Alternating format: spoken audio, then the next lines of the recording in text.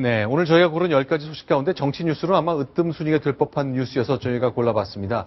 6.4 지방선거 끝났잖아요. 근데 새정치민주연합 내부에서는 지금 벌어져 있는 모든 일을 한마디로 정리해보자면 안철수의 앞날을 막아보겠다는 그룹과 아니다 한번 기회를 주자는 그룹 사이의 싸움으로 정리가 될 것 같습니다. 관련된 얘기 나눠보겠습니다.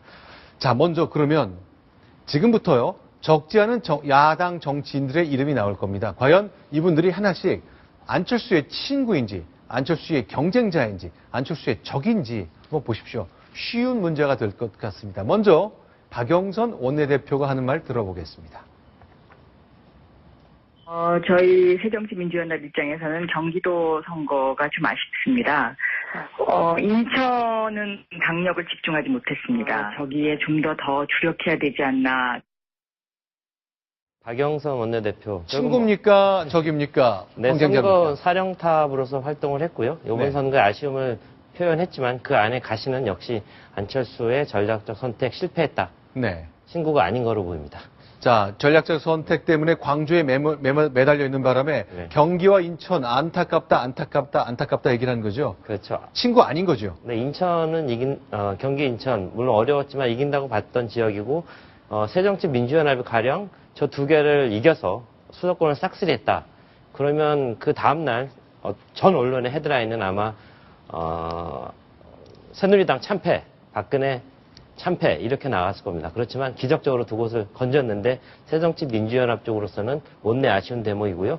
그 화살을 안철수 공동대표에게 돌리고 있는 것 같습니다. 자, 그러면 이번 분은 이름만 들어도 안철수 공동대표의 친구인지 아닌지 알 수 있습니다. 왜냐하면 오랫동안 함께한 측근이거든요. 이 측근이요. 광주 전략공천 성공이냐 실패냐에 대한 평가, 그리고 경기 인천 졌는데 이게 안철수 때문에 진 건지 아니면 다른 이유 때문에 진 건지를 설명하고 있습니다. 같이 들어보시면 아하, 친구 맞구나 하실 겁니다. 같이 듣겠습니다. 세월호 참사 과정에서 저희가 이 정도 성적을 거둔 것은 이 세월호 참사 이전까지 여러 차례 기회에서 야당이 제대로 된 모습, 신뢰를 받을 수 있는 모습을 보여드리지 못했기 때문에 네. 거기에 대해서 유권자들이 그 경고를 보낸 것이라고 보입니다. 전략공천을 광역에서 한 것은 광주고 이제 기초단체에서 한 것은 안산인데 두 곳 다 승리를 했습니다. 예, 그 점에서는 좋은 결과라고 생각을 하고.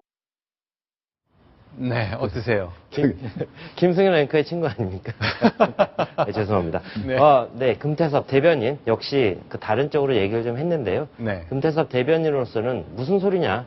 안철수 공동대표가 참가를 해서 네. 이만큼 정말 참패할 뻔한 민주당이 새정치연합이 되면서 이만큼 살려놓지 않았느냐. 이렇게 된 것도 안철수의 덕이지. 지금 안철수를 욕하면 어떡하냐. 게다가 광주 안산 이기지 않았냐. 그러니까 비판하지 마라. 이런 얘기를 한 겁니다. 지금 보면은 네. 바로 안철수 대표를 가운데 놓고 네. 서로 약간의 선거 전략의 실패다, 네. 아니다 하는 공방이 벌어지고 있는데요. 네. 이거의 가장 기초는 어떤 뜻이냐면요. 네. 인천과 경기 지역에서 네. 우리가 조금만 더 신경을 썼더라면 네. 이길 수 있었을 텐데 그걸 이기지 못해서 못내 아쉽다. 이런 어떤 감정이 들어 있습니다. 그런데 제가 보기에는 그런 분석은 완전히 틀렸다라고 생각이 듭니다. 네. 왜 그러냐면요. 이번에 17개 광역자치단체장 중에서 새누리당이 네. 8곳, 그리고 새정치민주연합이 9곳 해서 한석 오히려 이겼지 않습니까? 그렇죠. 그럼에도 불구하고 실제로 새누리당과 새정치민주연합의 국민들의 지지도는요. 네. 오히려 새누리당이 훨씬 많았습니다. 네. 어떻게 이렇게 얘기를 할 수 있는 거냐면요. 네. 광역의원 비례대표를 뽑는 게 있습니다. 네. 네. 그것을 새누리당이 41개, 네. 이번에 그다음 새정치민주연합이 40개를 가져갔거든요. 네. 그 숫자만 보면은 비슷하네요. 거의 비슷합니다. 네. 그러나 그 숫자를 만들어내기 위해서 바로 유권자가 그 당을 지지한 숫자, 네. 그거를 보면은요. 네. 바로 새누리당은 네. 1104만 표, 약 네. 1105만 표입니다. 네. 그리고 새정치민주연합은 939만 표 정도입니다. 뭐 즉, 또 가져오셨네요. 예, 양당의 차이가 네. 165만 표 정도 차이가 납니다. 무려 15% 정도 차이가 납니다. 새누리당이 더 많다. 예. 그리고 네, 또 있네요. 서울 지역 같은 경우에 네네. 박원순 후보자가 네. 정몽준 후보를 압도적인 표차로 이겼잖아요. 네, 네. 그러나 광역의원 비례대표를 뽑기 위한 이 숫자는 네. 오히려 새누리당이 245표가 더 많았습니다. 아. 그리고 충청 지역 네네. 대부분 다 모두 새정치민주연합이 광역자치단체는 이기지 그렇죠. 않았습니까? 그렇죠. 그러나 실질적으로 광역의원 비례대표를 뽑기 위한 정당별 투표에서는 새누리당이 새정치연합보다 15%씩 많았습니다. 이걸 보면은 네. 새정치민주연합의 후보들이 상당히 선전을 했다. 개인적으로 네, 네. 박원순, 네. 그다음에 최문순, 네. 뭐 안희정 모두 선전을 했고 심지어 김진표 그리고 네. 송영길 후보 낙선한 후보들까지도 네. 사당을 지지한 것보다 배나 더 많은 그런 네. 지지표를 얻었다. 그럼에도 불구하고 낙선했다. 이렇게 보는 것이 정확한 분석이다라고 아, 볼 수가 있습니다. 그렇군요. 이번에 네, 네, 네. 그러니까 새정치민주연합으로서는 세월호 참사를 새누리당의 어떤 그 책임 이거로 돌린 거에 대해서 국민들은 동의를 하지 않았다. 이거는 여야의 모두의 책임이고 네. 앞으로 국가 대개조는 여야가 힘을 합쳐서 해야 된다 하는 것이 국민의 명령이라는 것을 다시 새겨들어야 할 것으로 생각이 듭니다. 네, 그렇네요. 자, 금태섭 대변인 얘기는 안철수 공동대표의 생각일 것 같습니다. 경기와 인천 진 거 요즘 때문에 진 게 아니라 원래 민주당 시절부터 잘못했기 때문에 진 거다. 이렇게 얘기하거든요. 그렇죠. 그러니 안철수와 무관하다. 이런 생각을 내놓은 것까지 확인했습니다. 자, 그러면 박영선 원내대표 친구 아닙니다. 금태섭 대변인 친구였습니다. 이번에는요, 정동영 상임 고문인데요. 적의 적은 친구다 하는 격언이 딱 들어맞는 것 같습니다. 안철수의 적 친노, 친노의 적 정동영. 과연 정동영 상임 고문은 안철수 공동대표의 친구일까요? 아닐까요? 같이 들어보겠습니다.